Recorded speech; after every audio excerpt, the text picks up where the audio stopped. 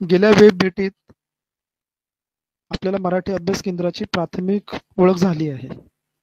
पण आपल्यापैकी काही जण आज प्रथमच सहभागी झाले असतील. त्यांच्यासाठी मराठी अभ्यास केंद्राची जुजबी माहिती देतो. मराठी अभ्यास केंद्र ही मराठी भाषा, समाज आणि संस्कृतीसाठी काम करणारी संस्था आहे.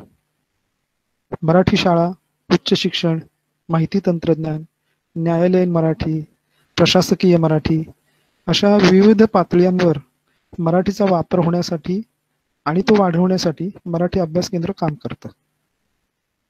मराठी शाळा मराठी भाषेचा, तिच्या सगळ्या व्यवहाराचा कणा आहे, असं मराठी अभ्यास केंद्र मानतं आणि त्या दृष्टीने केंद्राने गेल्या 15 वर्षात मराठी शाळांसाठी विविध उपक्रम घेतले आहेत.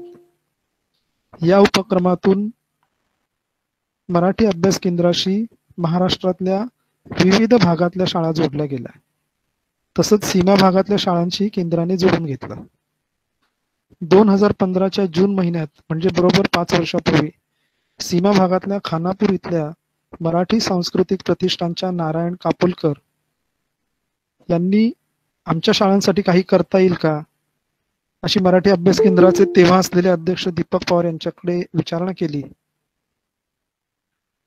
आणि मग तिथल्या शिक्षकांना कायमस्वरूपी प्रेरणा मिळत राहील अशी एक कल्पना दीपक सरांनी सुचवली. ती कल्पना होती महाराष्ट्रातल्या प्रयोगशील शाळांचा अभ्यास दौरा करण्याची. सीमा भागातल्या 25 शिक्षकांना सोबत घेऊन आठवड्याभराच्या दौऱ्याचं समन्वयक साधना गोरे, ज्या मराठी अभ्यास केंद्राच्या मराठी प्रथम या नियतकालिकाच्या कार्यकारी संपादक आहेत, त्यांनी त्या सीमा भागाच्या दौऱ्याचं समन्वयाचं काम केलं. सीमा भागातल्या 25 शिक्षकांना सोबत घेऊन आठवड्याभराच्या त्या दौऱ्याचं समन्वयक म्हणून साधना गोरेंनी काम पाहिलं. त्या आठवड्यात मिरज, फलटण, पुणे, नाशिक, मुंबई इथल्या शाळा पाहिल्या. त्यातलीच एक शाळा म्हणजे ठाकूर सरांची नाशिक इथली आनंद निकेतन शाळा. जगभर ज्या प्रयोगशील शाळा आहेत त्यातल्या बऱ्याच शाळा ह्या शाळेच्या संस्थापकांनी स्वतःच्या मुलाला चांगलं शिक्षण देण्याच्या गरजेतून सुरू केलेल्या दिसतात. आनंद निकेतन ही शाळा ही विनोदिनी ताई काळगी आणि त्यांच्या सहकार्यांनी याच प्रेरणेतून सुरू केली. यासाठी विनोदिनी ताई आणि त्यांच्या शाळेला 2018 मध्ये झीचा पुरस्कार मिळाल्याचंही आपल्याला बऱ्याच जणांना ठाऊक असेल. अभ्यास दौऱ्यानंतर साधना गोरे या शाळेशी अधिक जोडल्या गेल्या. पण मराठी अभ्यास केंद्र मराठी शाळांच्या मान्यतेच्या लढ्यापासून आनंद निकेतन सोबत होतं. या अभ्यास दौऱ्यात ज्या शाळा त्यांनी पाहिल्या त्यांची समान वैशिष्ट्ये बरीच सांगता येण्यासारखी आहेत. पण प्रत्येक शाळेची काही अनन्य अशी वैशिष्ट्येही आहेत. आनंद निकेतनचं असंच एक ठळक वैशिष्ट्य म्हणजे त्यांची प्रयोगशाळा. खरं तर तिला खुली प्रयोगशाळा म्हणायला हवा. त्यांची ही प्रयोगशाळा प्रशस्त आणि विविध साधनांनी सुसज्ज तर आहेच, पण ही प्रयोगशाळा त्यांच्या शाळेबाहेरच्या इतरही शिक्षकांना खुली आहे. सामान्यतः मुलांसमोर प्रयोग करताना आपला प्रयोग चुकणार तर नाही ना, त्याचे अपेक्षित परिणाम दिसून येतील की नाही, अशी शिक्षकांना धास्ती वाटते. तर शिक्षकांचे प्रयोग अचूक होण्यासाठी, त्यात विविध कल्पना राबवण्यासाठी ती खुली ठेवण्यात आली आहे. तर अशा या वेगळ्या पद्धतीने शिकवणाऱ्या आनंद निकेतन शाळेतल्या शिक्षक दीपाताई पळशीकर ह्या आपल्या आजच्या वक्ता आहेत. शिक्षकांसाठी आवश्यक असणारी BEd पदवी तर त्यांनी घेतली आहेच, सोबत ॲडव्हान्स कम्प्युटिंगचा पदविका अभ्यासक्रमही त्यांनी पूर्ण केला आहे. तसेच इलेक्ट्रॉनिक्स व रेडिओ या विषयातील अभियांत्रिकीचे शिक्षणही त्यांनी घेतले आहे. शाळेत त्या मराठी, इतिहास या विषयांच्या अध्यापनाबरोबरच ICTचेही कृतीशील धडे देतात. होमी भाभा विज्ञान शिक्षण केंद्राने तयार केलेल्या 1ली, 4थी आणि 5वी या वर्गांच्या विज्ञान पुस्तकांचे त्यांनी मराठीत भाषांतर केले आहे. यशवंतराव चव्हाण महाराष्ट्र मुक्त विद्यापीठासाठी संगणकासंबंधित अभ्यास पुस्तकांचे मराठीत भाषांतर केले आहे. आनंद निकेतन शाळेने प्रकाशित केलेल्या सहज शिक्षणाची प्रयोगशाळा या पुस्तकात अध्ययन अध्यापन पद्धतींशी निगडीत दीपाताईंचे 7 लेख आहेत. मुलांच्या घरात डोकावताना, शिवराय आणि बालमावळे, प्रश्न आणि प्रश्न, अनुभव हाच गुरु, इतिहासाचं वर्तमान, चित्राच्या पलीकडे, आपलं जग अशा या लेखांची शीर्षकं वाचूनच शाळेच्या वेगळेपणाची कल्पना येते.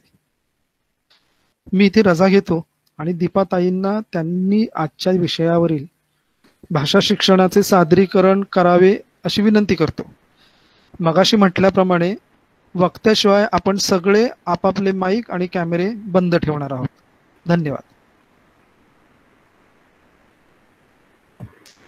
नमस्कार. माझा आवाज सगळ्यांना ऐकू येतोय ना? हो, येतोय. हा. तर मराठी प्रथम आणि आम्ही पालकचे मी आभार मानते, त्यांनी या वेब संवादात मला बोलण्याची संधी दिली त्याबद्दल. मागचा वेब संवादही मी ऐकला आणि त्याला बरेच शिक्षक आणि पालक उपस्थित होते. आजही शिक्षक पालक उपस्थित आहेत बरेच. तर मी माझं बोलणं सुरू करते. सगळ्यात आधी सृजनशील शिक्षणाची वाट रुजवणाऱ्या ज्यांचं नुकतंच निधन झालं त्या लीलाताईंना, त्यांच्या स्मृतींना अभिवादन करून मी माझं बोलणं सुरू करते. कारण मी आज जे काही बोलणार आहे ते त्याच्या मागे लीलाताईंचा अदृश्य हात आहेच, त्यामुळे त्यांना विसरूच शकत नाही मी आज मी जे काही जी मांडणी करणार आहे ती करताना. टाळेबंदीतील भाषा शिक्षण असा आपला विषय आहे. खरं तर भाषा शिक्षण हे आपलं सतत सुरूच असतं, म्हणजे टाळेबंदीत काहीतरी वेगळं असेल असं मी तरी मानत नाही. आपण जन्मल्यापासून आपलं शिक्षण सुरू असतं भाषेचं. म्हणजे आपली भाषा ही आपल्या रडण्यातून, हसण्यातून, आपल्या आवाजांमधून, सगळ्यातूनच आपण जे काही संवाद साधत असतो ती आपली भाषाच असते. त्यामुळे आता शाळेत जाऊन औपचारिक शिक्षण आपण घेतो ते मुख्यतः लेखन आणि वाचन याचं आपल्याला घ्यावं लागतं. आणि मग काही भाषेची अधिकची कौशल्य आपण शाळेत जाऊन शिकतो. ती आपण एरवी अशीही शिकू शकतो, म्हणजे त्याला शाळा आणि वर्ग आणि पाठ्यपुस्तकच पाहिजेत असं काही नाही. इतर अनेक पुस्तकं, अनेक साधनं असतात की जी वापरून आपण भाषा आपली चांगली करू शकतो, भाषेची कौशल्य विकसित करू शकतो. पण आता खरोखर पालकांपुढे हा प्रश्न आहे की टाळेबंदी आहे, शाळा नाहीये, तर आपल्या मुलांच्या भाषा शिक्षणाचं काय होणार. विशेषतः जी पहिलीत किंवा बालवाडीत जी मुलं आहेत जिथे लेखन आणि वाचन शिकायला सुरुवात होते औपचारिकरित्या, तिथं काय करायचं हा प्रश्न सगळ्यांना आहे. आणि आता जर आपण नाही सुरुवात केली आणि उशीर झाला तर मग आपली मुलं मागे नाही ना पडणार, किंवा त्यांचं वय वाढलं, 1 वर्ष मागे राहिली तर काय होईल, हे सगळे प्रश्न आहेतच पालकांपुढे. त्यामुळे आज मी जे मांडणी करणार आहे ती अगदी भाषेची मूलभूत मांडणी असणार आहे की ज्यामध्ये लेखन आणि वाचन आणि बोलणं हे सगळ्याची मुळातून काय आपण नेमकं शिकलं पाहिजे आणि त्याचा पुढे भाषेसाठी कसा उपयोग होणार आहे त्याच्याशी निगडीत काही उपक्रम सुद्धा मी आपल्याबरोबर शेअर करणार आहे, आपल्याबरोबर वाटून घेणार आहे. तर मी माझ्या प्रेझेंटेशनला आता सुरुवात करते. टाळेबंदीतील भाषा शिक्षण हे कसं असेल.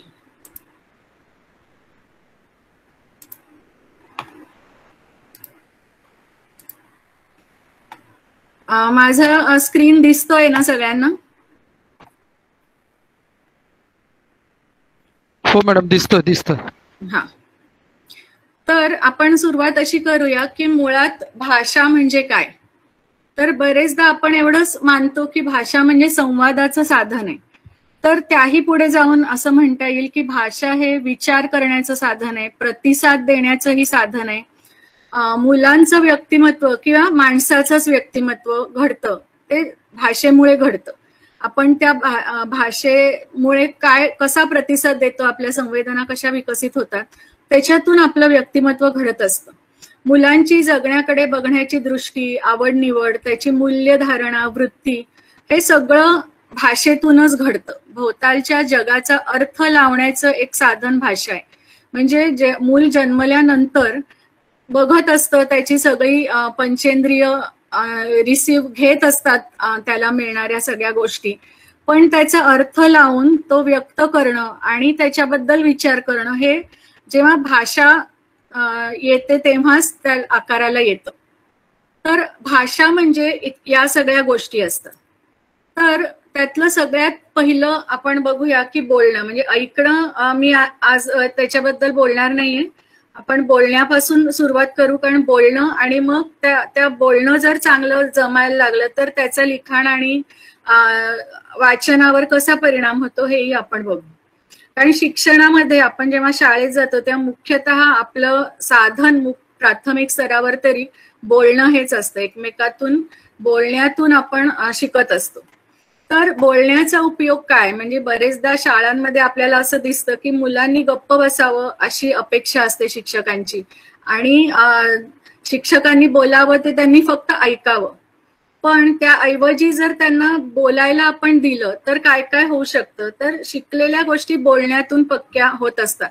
आपल्याला माहिती आहे, मुलं जेव्हा शाळेत शिकलेलं घरी जाऊन आई वडिलांशी बोलत असतात, तर ते बोलताना ते काय काय शिकलो आपण त्याची एक प्रकारे उजळणी असते, त्या गोष्टी पक्क्या होत असतात.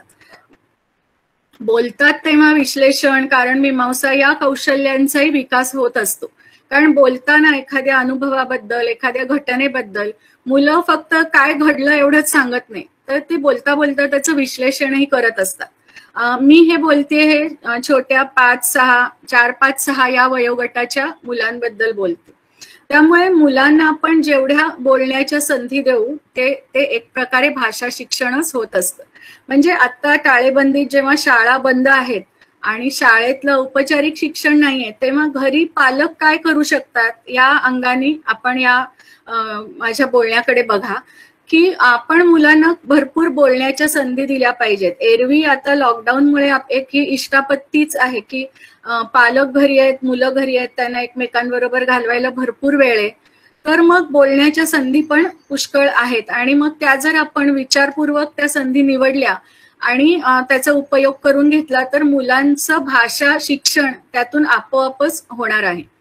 तर बोलण्याच्या संधी त्यांना काय काय आपण दिल्या पाहिजेत. एक तर स्वतःविषयी त्यांना बोलायला सांगितलं पाहिजे, घरातील वस्तू प्रसंग याविषयी, चित्रांविषयी, म्हणजे वेगवेगळी चित्र दाखवून त्या चित्रात काय दिसतंय हे शोधणं, किंवा चित्रातल्या व्यक्ती प्राणी जे कोणी असतील ते असं का वागतायत त्याची कारणं शोधणं.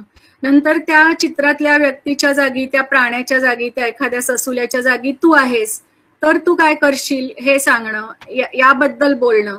किंवा आता हा ससा घरी गेल्यावर काय बरं करेल याचा अंदाज बांधणं आणि संबंध जोडणं, की ह्यात ससा असं करतोय तर ते का बरं करत असेल, त्याचा काय संबंध आहे. गोष्टी ऐकणं, त्यांच्याविषयी बोलणं आणि अभिनयातून सादर करणं, गोष्टीचं नाट्य रूपांतर करणं, नक्कल करणं. म्हणजे इथे अभिनय म्हणजे मुलं कधी कधी आपल्याशी लाडीगोडी लावताना किंवा त्यांचा हट्ट करताना जो अभिनय करतात तो नव्हे, तो आपोआप त्यांनी केलेला असतो. पण इथं जाणून बुजून एखादा अभिनय करणं, त्यात त्यांनी त्यातले संवाद रचणं, ते बोलणं, या सगळ्या गोष्टी जेव्हा मुलं बोलतात तेव्हा त्यांची भाषा तयार होते. विश्लेषण, कारण मीमांसा ही कौशल्य विकसित होत असतात. आणि पुढे जेव्हा लिहायला सुरुवात होते तेव्हा बरेचदा आपण मुलांकडून असं ऐकतो की मला सुचतच नाहीये काय लिहायचं. तर सुचत नाही असं का होतं, तर कारण त्यांना बोलायची सवय कमी असते. म्हणजे काही काही मुलं कमी बोलणारी पण लिहितात, पण ते मनात त्यांचा संवाद सुरू असतो. पण जेव्हा असं होतं की लिहायचं ते कोणासाठी, त्याचा श्रोता कोण हे माहीत नसतं, आणि जेव्हा असं होतं की परीक्षेसाठी लिहायचंय तर मग मुलांना लिहिण्याचा कंटाळा येतो आणि लिहिता येत नाही मग त्यांना आपण काही वेगळं लिहायला सांगितलं. पण जेव्हा खूप बोलण्याच्या संधी, अनुभव त्यांच्याकडे असतात आणि मग त्याच्याबद्दल, म्हणजे आपण लिहिण्याची स्लाइड बघू तेव्हा याच्याबद्दल अजून बोलूया. तर त्यामुळे बोलणं किती महत्वाचं आहे हे मला तुम्हाला सांगायचं आहे.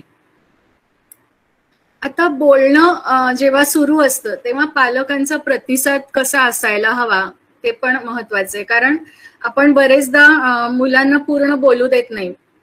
आता लॉकडाऊन मध्ये वेळ आहे तर त्यांचं म्हणणं पूर्ण ऐकून घ्या, त्यांना जे सांगायचंय ते त्यात रस घ्या, त्यात तुम्हाला इंटरेस्ट आहे, कंटाळा आलेला नाहीये हे त्यांच्यापर्यंत जाऊ दे. मुलांचं बोलणं खोडून काढण्याच्या किंवा आपलं म्हणणं सांगण्याच्या आपल्या इच्छेवर मात कर. कारण बरेचदा मुलं हौसेनी काहीतरी अगदी उत्साहाने येऊन सांगत असतात आणि मग आपण काय असं काय नसतंच असं म्हणतो, आणि किंवा काहीतरी त्याला दुरुस्त करण्याची आपल्याला खूप आंतरिक इच्छा होते आणि आपण बोलायला सुरुवात करतो आणि मग मुलांचं बोलणं राहून जातं. तर असं करू नका. मुलं जे सांगतायत त्याला वा छान असं न म्हणता मुलांनी जे म्हटलं असेल त्यात तुम्ही काहीतरी भर घाला, त्याला काही प्रश्न विचारून अजून काहीतरी सांगण्याची संधी द्या, किंवा आणखीन चांगली वाक्यरचना करून त्याने जे सांगितलं तेच कसं सांगता येईल याची संधी द्या. म्हणजे हा प्रतिसाद जर आपला असेल तर मुलं जास्तीत जास्त बोलायला उद्युक्त होतील आणि आपलं म्हणणं ती अधिक मोकळेपणाने मांडू शकतील. त्या मुलं जी बोलतायत त्याची एखादी नवीन बाजू मुलांना दाखवा. आता बोलण्यासाठी बोलणं त्यांचं खूप एक विशिष्ट दिशेला व्हावं, म्हणजे असं काहीही बोलतायत असं होऊ नये, त्यासाठी काही उपक्रम मी इथं दिले की म्हणजे मुलांना तू एक 5 मिनिटं खिडकीत बस आणि बाहेर बघ आणि तुला काय दिसलं ते सांग. किंवा मुलांना असंही सांगता येऊ शकतं की ओळखा पाहू मला काय दिसलं. म्हणजे काय दिसलं ते मुलांनी थेट सांगायचं नाही, तर त्याच्या ऐवजी मला जे दिसलं ते हिरव्या रंगाचं होतं, गोल गोल होतं, आणि त्याचं अजून काही वर्णन मुलं करू शकतील आणि मग आपण ते ओळखायचं. म्हणजे याच्यातून त्या दिसलेल्या गोष्टीबद्दल अजून वेगळी वाक्यरचना करून मुलं बोलू शकतील. नंतर तुलना करणे की 2 घटना म्हणजे चहा आणि कॉफी याची तुलना कर बरं, काय सारखं आहे काय वेगळं आहे ते सांग. किंवा एखादी वस्तू बनवून ती कशी बनवली याचं क्रमवार वर्णन करणं. समजा एखादा ओरिगामीचा पक्षी बनवला तर त्याचं वर्णन करणं, क्रमाने ते वर्णन आलं पाहिजे. मग वर्णन करण्याची वाक्यरचना वेगळी असते, ती वाक्यरचना. अशा अनेक गोष्टी या बोलण्याच्या उपक्रमातून आपण करू शकतो. मग रोजच्या पाहण्यातल्या क्रिया, त्याचा अभिनय, म्हणजे घंटागाडी कामगार येतात ते कसे बोलतात, ते कसे आवाज करतात, त्या घंटागाडीतून कधी कधी संगीत असतं किंवा काही गाणं असतं, ते काय असतं. चित्र वर्णन करणं, नंतर पुस्तकातील चित्राचं वर्णन करणं आणि ते शोधून काढणं. म्हणजे पुस्तक आपल्या हातात एखाद्या गोष्टीचं आपण एकत्र वाचलेलं असेल तर त्यातलं आपण त्या चित्राचं वर्णन करून सांगायचं आणि मुलांनी ते चित्र, ते वर्णन ऐकून ओळखायचं. किंवा मुलांना सांगायचं की तू पुस्तकातल्या चित्राचं वर्णन कर, मी ओळखून दाखवते. तर म्हणजे ते वर्णनात्मक भाषा जी आहे की वर्णन करायचं कसं, ते लिहायचं कसं, ती भाषा मुलांची तयार होऊ शकते. गोष्ट रचणे किंवा पत्ता सांगणे हाही उपक्रम की या देवळापासून सरळ ये, मग एक टपरी लागेल तिथे उजवीकडे वळ. ही जी भाषा, ही जी वाक्यरचना आहे ही मुलांची बोलण्यातून तयार होऊ शकते. आणि मग लेखन करताना वाक्यरचना जर नीट तयार झाली असेल तर मुलं ते लिहू शकतात. आता या सगळ्या उपक्रमातून साध्य काय होतंय तर जगात वावरताना भाषेचा वापर कसा करायचा, पत्ता सांगतो आपण किंवा वर्णन करतो, वस्तू कशी बनवली ते सांगतो, तेव्हा ते मुलं शिकतात.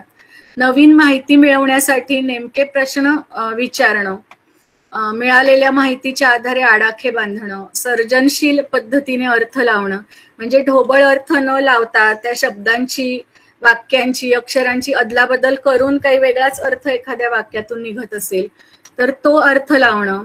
अमूर्त आणि स्पष्ट प्रतीकांची सांगड घालून शब्दबद्ध करणं, म्हणजे गोष्ट मुलं सांगत असतात तेव्हा काही गोष्टी त्यांनी प्रत्यक्ष पाहिलेल्या नसतात, त्या अमूर्त असतात. त्यामुळे ती गोष्ट सांगताना त्या अमूर्त गोष्टी शब्दबद्ध करतात मुलं आणि ते खूप गंमतशीर असतं आणि छान असतं. तुम्ही मुलांनी सांगितलेल्या गोष्टी ऐकल्या तर तुमच्या लक्षात येईल.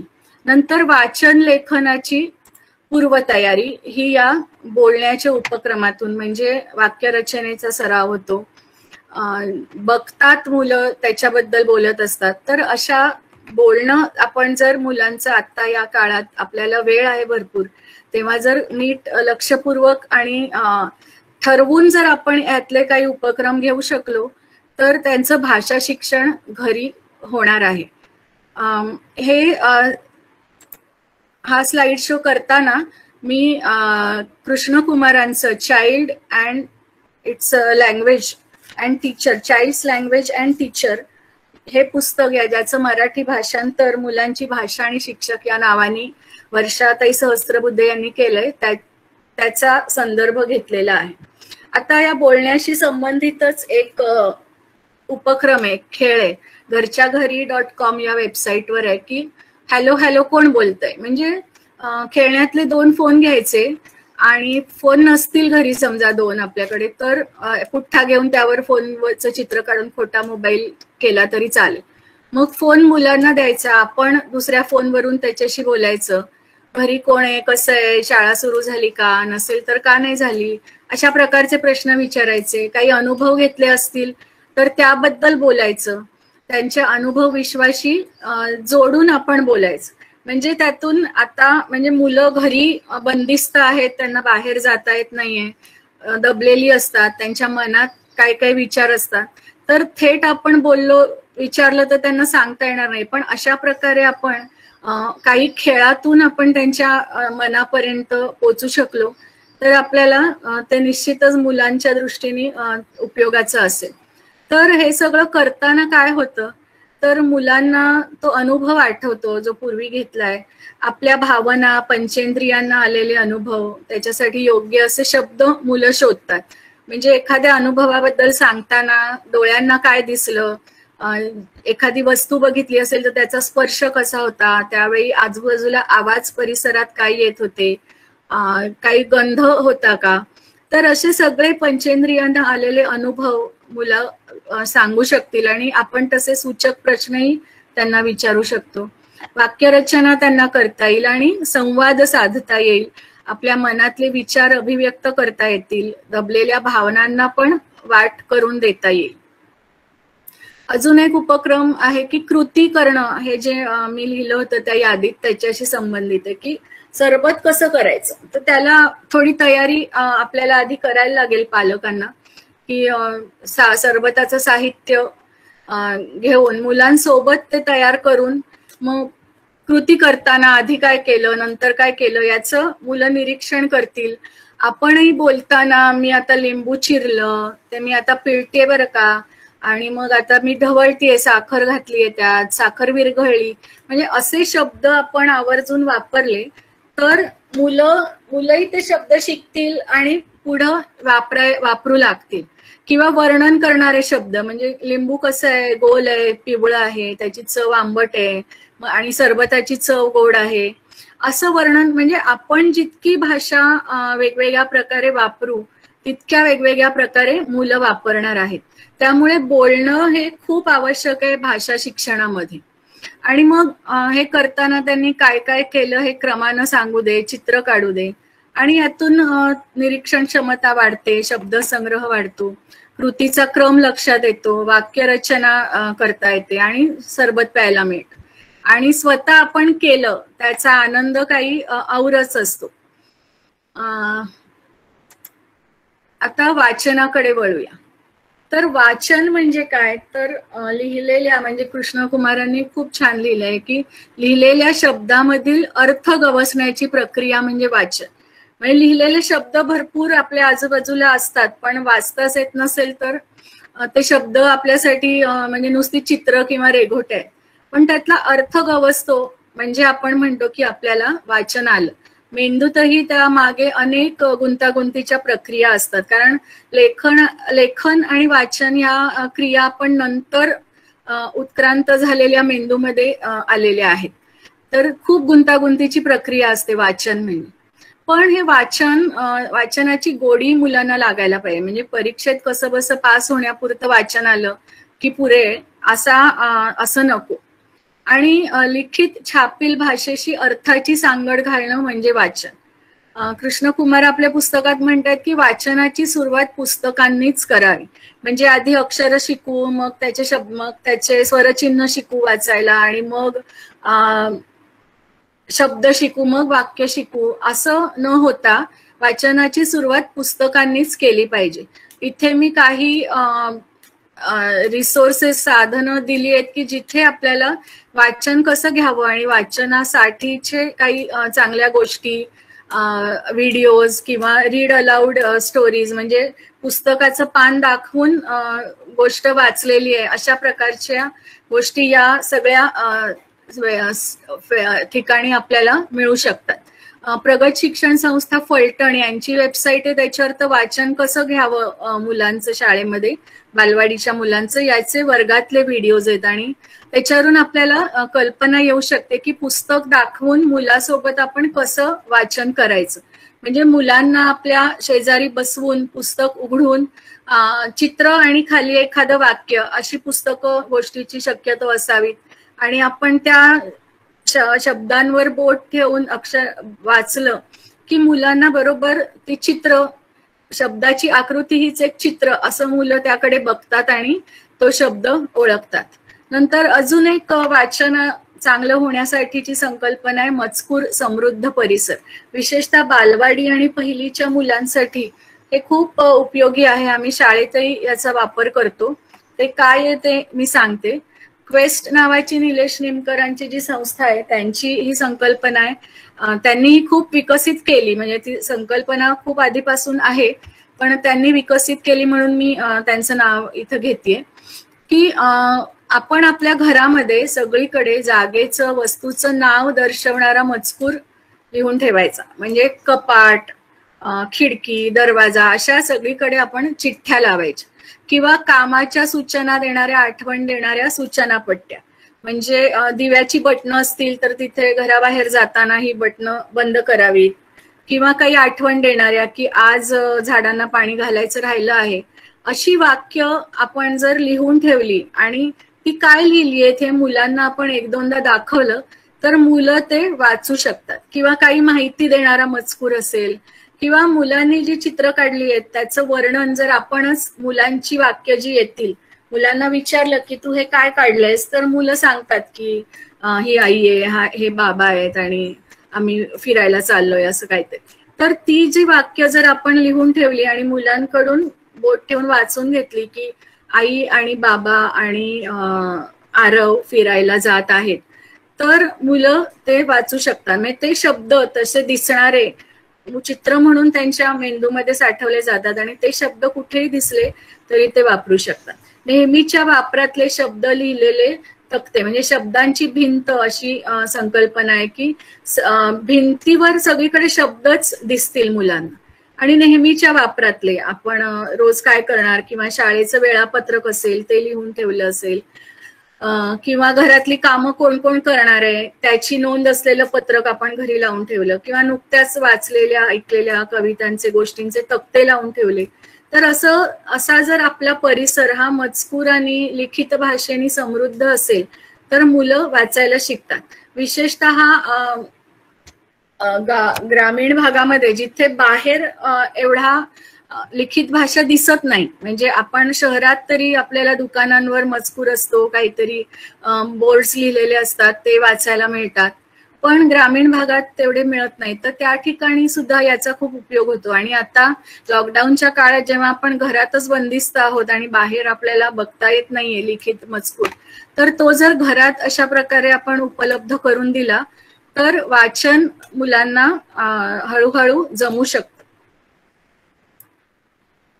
आता वाचनाशी संबंधित एक उपक्रम की आता अशा प्रकारे मजकूर समृद्ध वातावरणात मुलं असतील तर आपण एक एक अक्षर मुलांना कसं दिसतं हे सांगू शकतो. म्हणजे क समजा आपण अक्षर घेतलं तर क हा आवाज येणाऱ्या वस्तू कुठे आहेत, म्हणजे कपाट, कागद, कात्री, कुंचा, कोपरा, कपाळ, किल्ली, कंगवा, म्हणजे क आणि क च्या बाराखडीतली सगळी अक्षरं क का किकी, आणि ती कुठेही आली तरी चालू शकेल. तर बदक चालेल, काकडी चालेल. तर असे आवाज येणाऱ्या वस्तू घरात बाहेर आहेत ते मुलांना दाखवून किंवा बोली भाषेत काही क या अक्षरांनी क या आवाजाचे शब्द असतील तर ते, तर असे शब्द मुलांना सांगू दे. ते अक्षर आणि ते शब्द तुम्ही मुलांना लिहून दाखवा, त्या बोट ठेवून ते शब्द वाचा आणि मग मुलांच्या डोक्यात क आणि क च्या बाराखडीतली सगळी क ची अक्षरं, त्यांची चित्र पक्की बसतील. आणि असं दिसलं म्हणजे त्याला को म्हणायचं, असं दिसलं म्हणजे त्याला की म्हणायचं, हे मुलांना आपोआपच लक्षात येईल. तर अशी जर घरच्या घरी तुम्ही एक एक अक्षर घेऊन असे उपक्रम केले तर मुलं वाचायला हळूहळू शिकतील.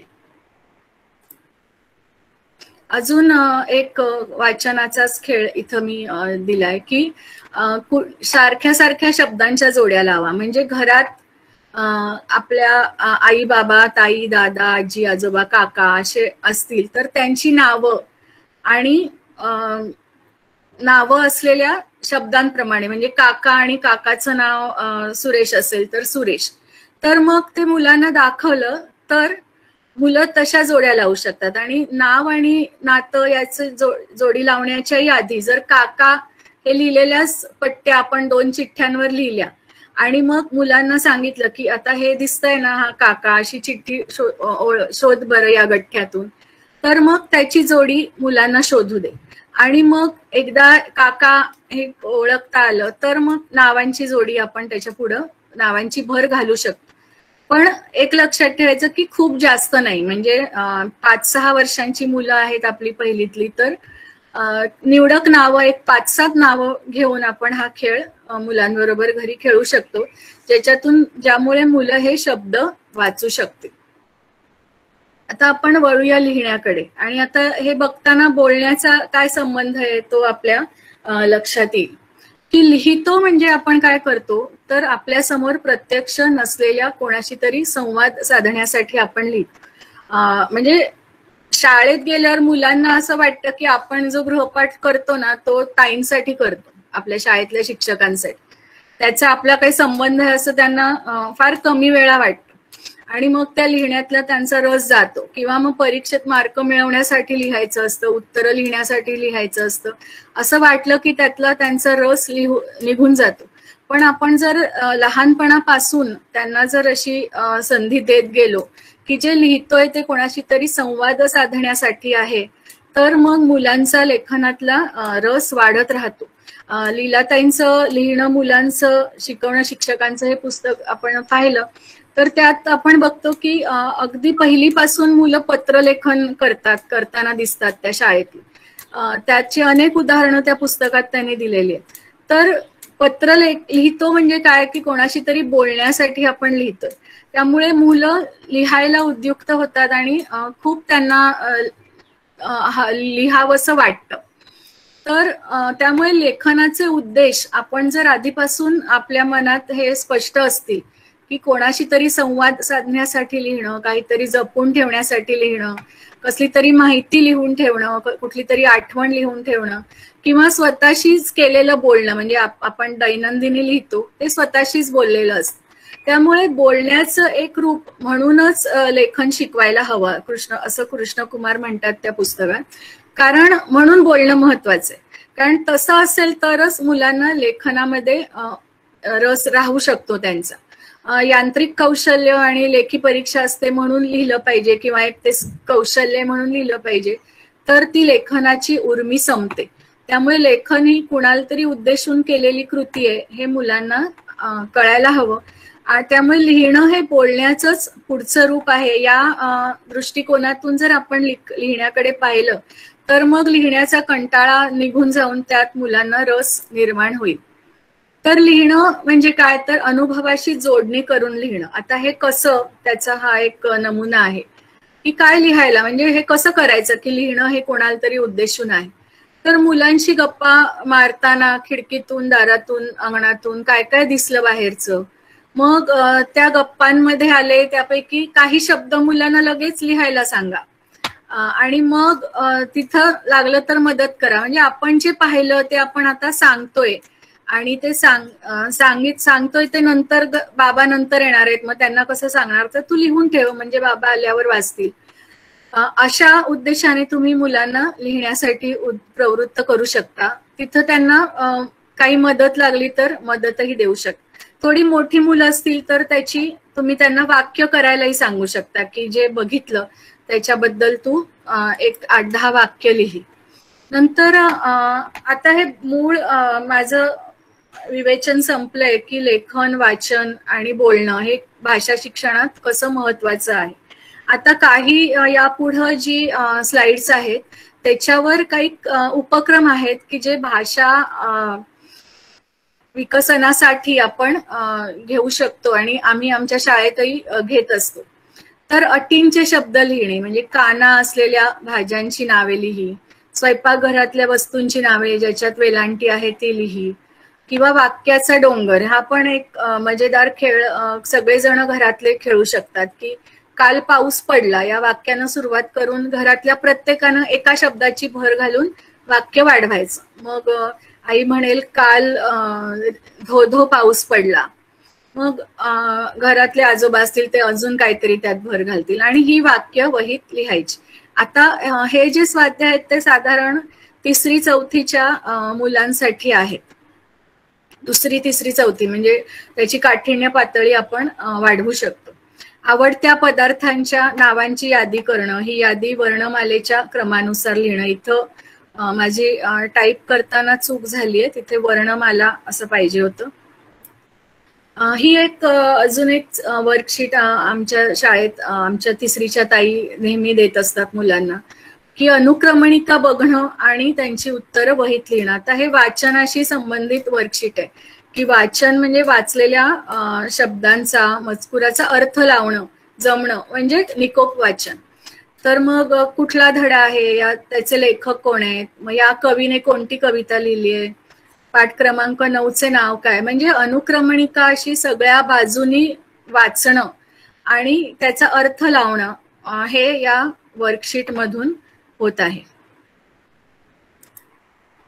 आता इथे चित्र, आता इथं चित्राचं वर्णन न करता काय प्रश्न पडतात ते लिही असं ताईंनी सांगितलंय. म्हणजे आता इथं मुलांना प्रश्नार्थक वाक्य तयार करायची आहेत.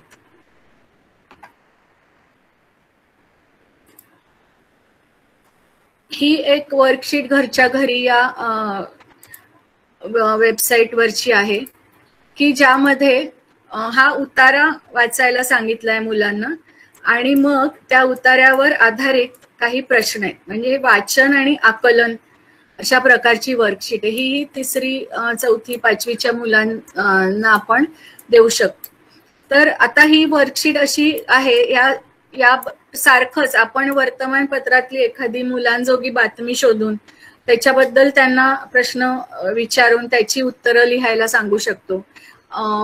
दोनदा म्हणजे हा वाचून त्यांना या उतार्याचा अर्थ लक्षात येतोय की नाही हे आपल्याला बघायचंय. त्याचप्रमाणे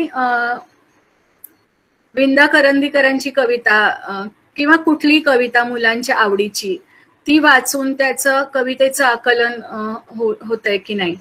तर अशा प्रकारचे उपक्रम आपण आता घरी मुलांबरोबर घेतले किंवा शिक्षकांनी जर व्हॉट्सअपवर किंवा अशा पद्धतीने मुलांना पाठवले तर भाषा शिक्षण हे घरी होऊ शकतं. मला याची कल्पना आहे की व्हॉट्सअप सगळ्यांकडे असेलच असं नाही, डेटा असेलच असं नाही, पण आपल्याला आता काही मार्ग यातून काढायला लागणार आहे. आणि त्यामुळे आम्ही आमच्या शाळेत 10-10 पालकांना बोलवून त्यांना किट्स दिली, काही वर्कशीट्स त्यांच्या हातात दिल्या, काही मजकूर आम्ही व्हॉट्सअपवर पाठवतो आणि मुलांचा अभ्यास सुरू होतो. हेही लक्षात ठेवायला पाहिजे की या सगळ्यात आता म्हणजे पूर्वी शाळेमध्ये मुलं आली की जवळजवळ 80% जबाबदारी मुलांच्या अभ्यासाची शाळेची आणि 20% पालकांची असं होत असे.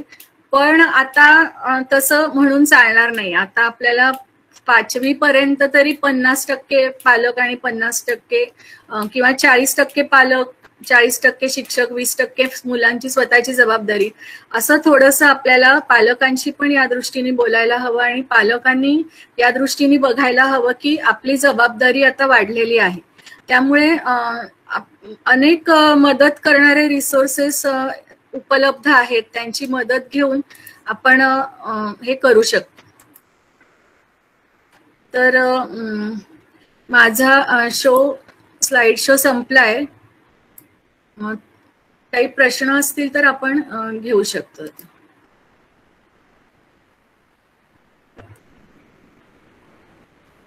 साधना दीपाताई, हा आनंद बोलतो. ताई, तुम्हाला व्हॉट्सअप गटावरती काही प्रश्न जर आलेले असतील आधी तर नाही. बर हो, नाही, व्हॉट्सअपवर नाही आलेत, एक सुद्धा प्रश्न नाही आलेला. बर. हा,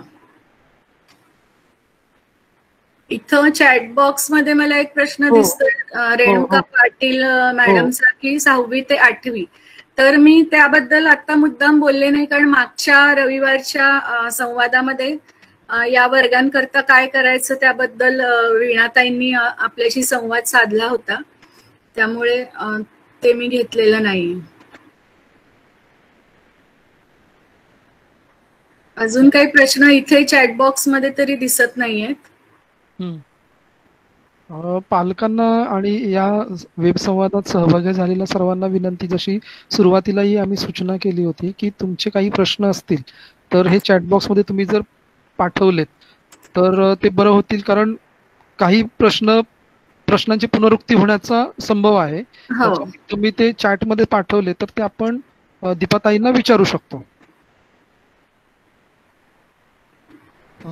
ताई, मला वाटतं आपण थोडा वाट पाहूया प्रश्नांसंदर्भात. हा, नाहीतर मग ओपन कोणाला विचारायचे असतील तर विचारू देत.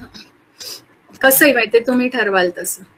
फक्त माझं प्रेझेंटेशन कसं झालं याबद्दल मला थोडं तुम्ही बोललात तर बरं होईल, कारण मी म्हणजे खूप फास्ट झालं असं काही वाटतंय का? थोडस फास्ट झालं असं म्हणजे थोडस असं वाटतं, पण मला तुम्हाला हे विचारायचंय की या संदर्भात तुम्हाला काही पालकांनी, म्हणजे ज्यावेळेस तुम्ही हे सगळं पाहता आहात शाळेमध्ये किंवा जी आजूबाजूला घडतं, तुम्हालाही काही व्यक्तिगत प्रश्न पालकांचे आले असतील, म्हणजे या संवादातले नसतील, कदाचित आधीही कुठल्या पालकांचे आले असतील, तर त्या अनुभवाच्या आधारे तुम्हाला इथे काही सांगता येईल का, काही मांडता येईल का?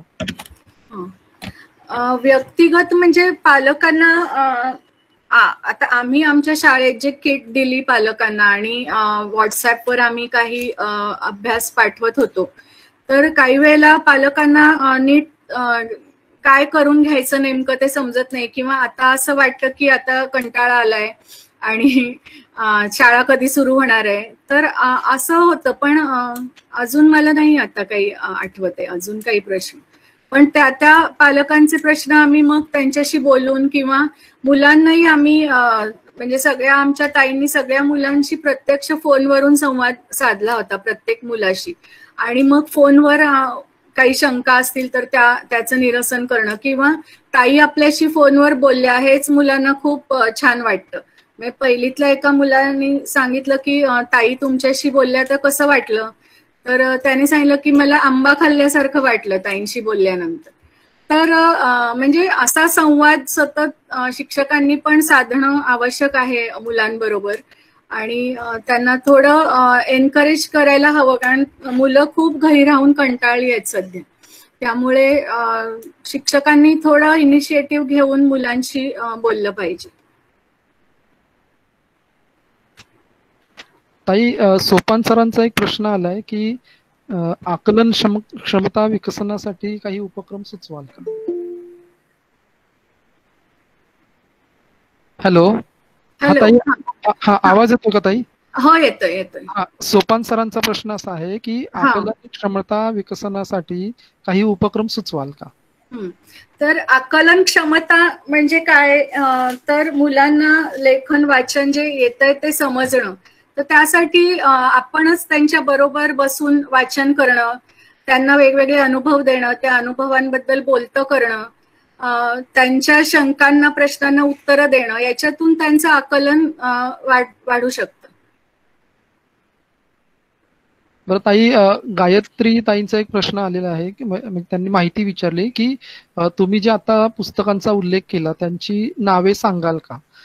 त्याचं कृष्णकुमारांचं पुस्तक होतं, त्याचं नाव चाइल्ड्स लँग्वेज अँड टीचर असं आहे. त्याचं मराठी भाषांतर वर्षा सहस्त्रबुद्धेंनी मुलांची भाषा आणि शिक्षक या नावाने केलंय. आणि दुसरं मी उल्लेख केला तो लीलाताईंच्या पुस्तकांचा, लिहिणे मुलांचे, शिकवणे शिक्षकांचे. लीलाताईंचं कुठलंही पुस्तक तुम्ही घेतलं, लीलाताई पाटलांचं, तर भाषा शिक्षणाशी संबंधित खूप गोष्टी मिळू शकतात. या आपल्या वेब संवादाचं रेकॉर्डिंग सुरू आहे, म्हणजे हा आपला वेब संवाद संपल्यानंतर त्याचं रेकॉर्डिंग जो काही आपला व्हॉट्सअप गट आहे त्या गटामध्ये आपण शेअर करूच, त्यामुळे तिथेही तुम्हाला तशी माहिती मिळेल. पण मी दीपाताई तुम्हाला विनंती करतो की हा. आता किंवा नंतर सुद्धा जर या आताच्या वयोगटातल्या मुलांसाठी पाल्यांसाठी आपण हा जो वेब संवाद घेतला, तर त्या निमित्ताने तुम्हाला काही पुस्तकांची यादी की हो अशी तुम्हाला जर पाठवता आली हो तरीही आपल्याला ती पालकांपर्यंत आपण ती शेअर हो करू.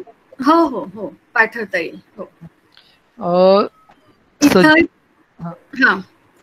सजिता म्हणून आहे, त्यांचा एक प्रश्न आहे की किट बद्दल सांगू शकाल का? म्हणजे आणखी काही हो माहिती? हो. किट म्हणजे आम्ही आमच्या शाळेतल्या मुलांना पालकांना शाळेमध्ये 10-10 पालकांना शाळेमध्ये बोलवून एक किट दिला. म्हणजे किट आम्ही त्याला म्हणतो. त्या किटमध्ये प्रत्येक विषयाशी संबंधित काही वर्कशीट्स होत्या की पालक जेव्हा शाळेत आले तेव्हा त्या वर्कशीट कशा सोडवून घ्यायच्या, मुलांशी काय बोलायचं त्या वर्कशीट सोडवताना, हे सगळं आम्ही त्यांना त्यावेळेला समजावून सांगितलं आणि ते किट आम्ही दिलं. ते आमच्या शाळेच्या पालकांशी संबंधित किट आहे. म्हणजे आमची शाळा, आमची मुलं त्याच्याशी संबंधित किट आहेत. त्यात सगळ्या विषयांमध्ये गणिताच्या वर्कशीट्स होत्या, नंतर कार्यानुभव हस्तकलेच्या काही वस्तू होत्या, त्याच्या कृती आम्ही काही लिहून दिलेल्या होत्या आणि मग काही व्हिडिओज आम्ही शिक्षकांनी तयार केलेत शिकवण्याचे. आमच्या शाळेचं YouTube चॅनल आहे आनंद निकेतन नाशिक, असं तुम्ही शोधलं तर तिथं आम्ही जे व्हिडिओज अपलोड केलेले आहेत ते तुम्हाला तिथे बघायला मिळतील. म्हणजे तिथं अजून आम्ही आत्ताच सुरुवात केली आहे. प्राथमिकचे खूप नाही टाकलेले, पण सुरुवात केली. गणित शिकवण्याचे, मराठीचे काही अक्षर ओळख कशी करायची त्याचे व्हिडिओज आम्ही आमच्या शाळेच्या चॅनलवर टाकले आणि ते आम्ही पब्लिक रिसोर्स आहे तो. तेव्हा कोणी तुम्ही तिथे बघून ते व्हिडिओज बघून आमच्या चॅनलला सबस्क्राईब आणि लाईक करू शकता. बरं ताई, विक्रम पाटील सरांनी असं विचारलंय, म्हणजे आता मुलांच्या कानावरती मराठी, हिंदी, इंग्रजी अशी सगळ्याच भाषांमधले शब्द पडत जातात, तर त्यांचं असं म्हणणं आहे की यातलं मुलांना कसं समजावून सांगायचं की हा कुठला भाषेतला शब्द आहे. तर हे जे शब्द ऐकू येतात मुलांना, तो भाषेच्या प्रवाहीपणाचाच एक भाग समजावा का आपण? हो, म्हणजे मला तरी वाटतं की प्रवाहीपणाचा भाग समजावा, पण काही वेळेला चुकीच्या पद्धतीने जेव्हा मराठीची रूपं वापरली जातात किंवा सर्रास आपण बघतो माध्यमांवर की हिंदीचं थेट भाषांतर करून मराठीमध्ये लिहिलेलं असतं. म्हणजे तू माझी मदत केली असं असतं, म्हणजे तू मला मदत कर असं म्हणण्याच्या ऐवजी माझी मदत कर. तर अशी काही चुकीची रूपं असतात ती आपण मुलांना सांगायला पाहिजे आणि प्रमाण भाषेकडे मुलांना थोडं थोडं न्यायला पाहिजे. आणि हे पण मला वाटतं की सांगायला पाहिजे की मराठी शब्द कोणता आहे, इंग्रजी कोणता आहे, हिंदी कोणता आहे. तो वापरायला मनाई करू नये, पण तो शब्द कोणत्या भाषेतला आहे हे त्यांना आपण सांगावं. विनोदिनी ताईंचा एक प्रश्न आहे की बऱ्याच पालकांना लिहिणे म्हणजेच अभ्यास असं वाटतं, तर त्याबद्दल काही सांगाल का? हो, म्हणजे मी माझ्या प्रेझेंटेशन मध्ये म्हटलं की बोलणं किती महत्वाचं आहे आणि लिहिणे म्हणजेच अभ्यास असं नाहीये. खूप म्हणजे असं आपण म्हणतो की मुलांना लिहिण्यासाठी अक्षरं खूप गिरवली पाहिजेत आणि खूप पानाच्या पानं भरून लिहिलं पाहिजे, तर तसं नाहीये. म्हणजे आपल्याला किती समजलंय हे महत्वाचं आहे, तुम्ही किती लिहिता यापेक्षाही. म्हणजे पुढे जाऊन आपल्याला लिहिण्यातून व्यक्त व्हायचं आहे, दुर्दैवाने आपली परीक्षा पद्धती तशी असल्यामुळे. पण आपण आता पुढच्या वर्गांचं पाहिलं तर तिथेही खूप लिहिण्याचं गोष्टी कमी झालेल्या आहेत. म्हणजे आता खूप मोठी मोठी उत्तरं लिहिणं किंवा असं नाहीये. तर खूप लिहिलं म्हणजे खूप हुशार असं अजिबात नाहीये. म्हणजे हा समज सगळ्यांनीच आपल्या मनातून काढून टाकला पाहिजे की मुलं बोलली पाहिजेत, त्यांनी कविता केल्या पाहिजेत, वाचलं पाहिजे भरपूर, या सगळ्या गोष्टी करायला हव्यात. खूप लिहिलं म्हणजे खूप आलं असं नाही.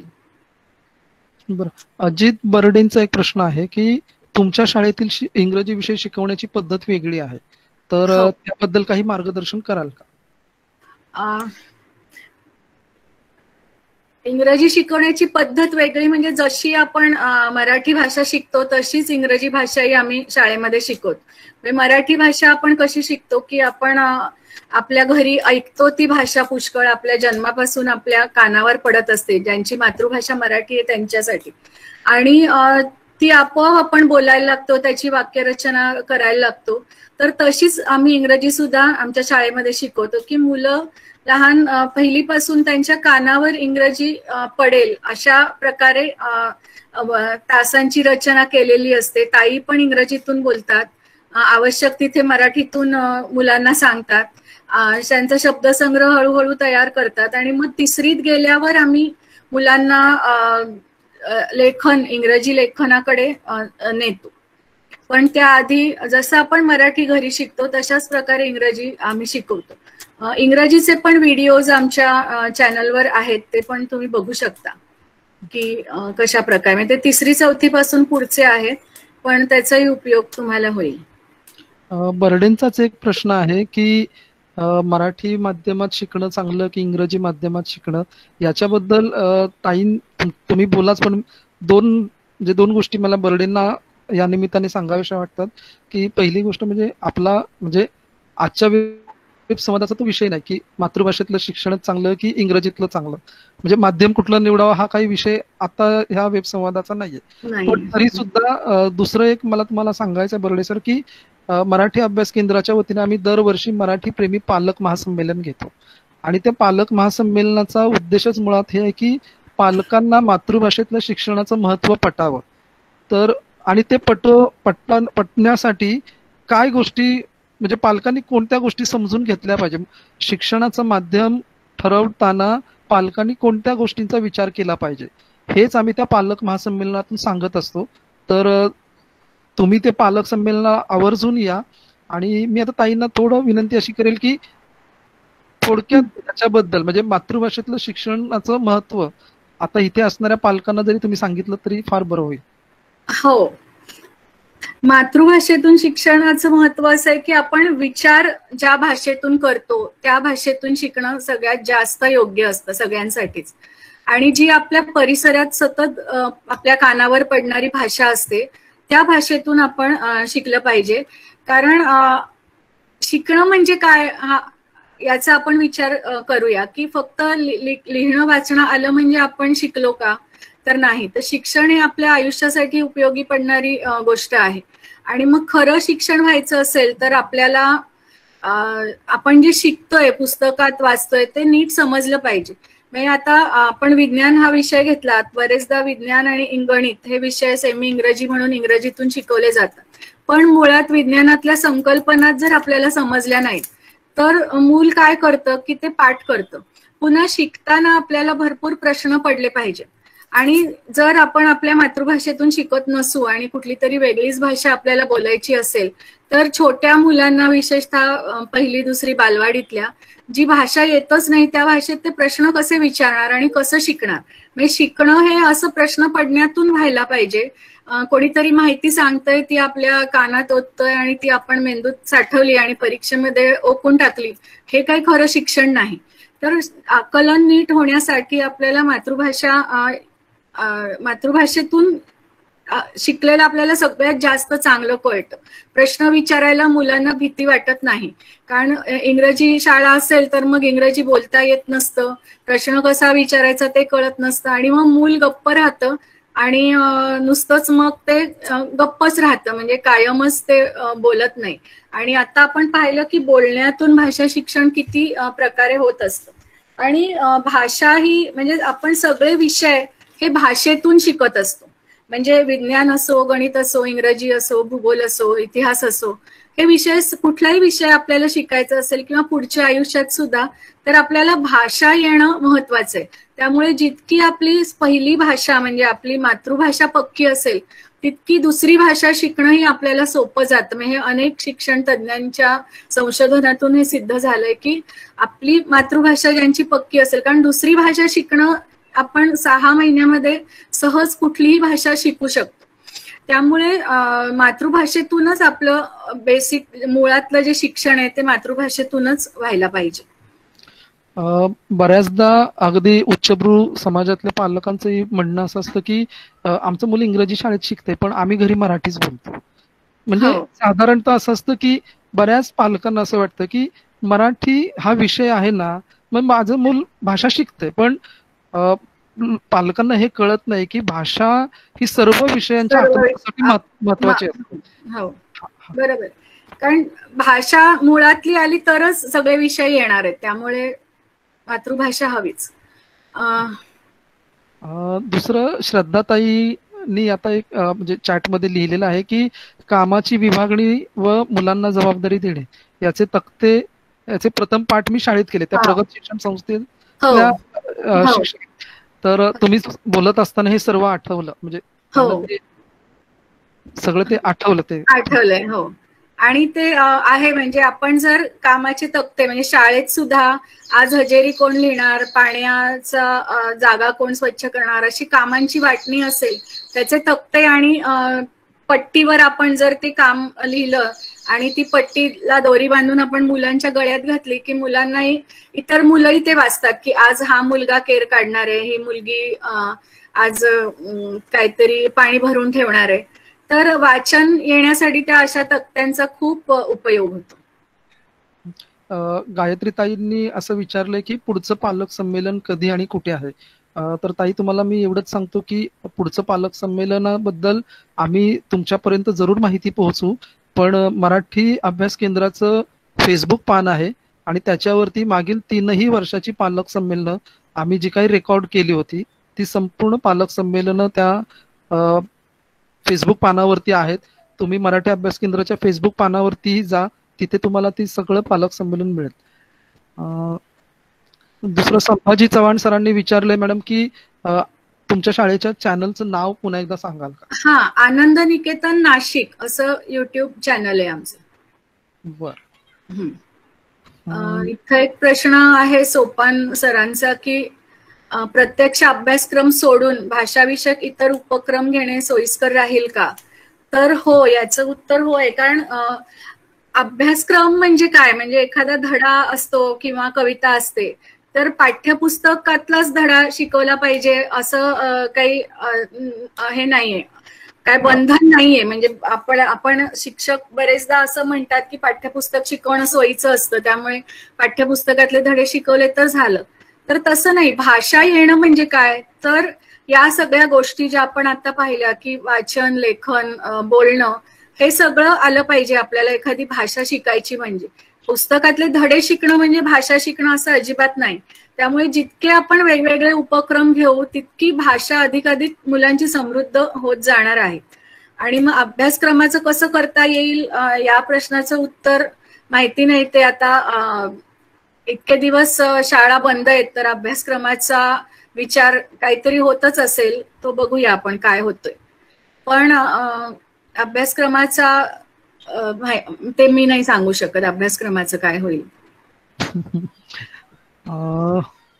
मला वाटतं बऱ्यापैकी पालकांचे प्रश्न आपण घेतलेले आहेत, म्हणजे सगळेच प्रश्न आपण घेतलेत, कुठलाही प्रश्न अजून तरी नाहीये. तरीही मला वाटतं की पालकांना काही प्रश्न असतील तर ते आपल्या व्हॉट्सअप गटावरती टाकावेत, आपण ते वक्त्यांपर्यंत जरूर पोहोचवू, त्याचं उत्तर आपण त्यांच्याकडून घेऊ.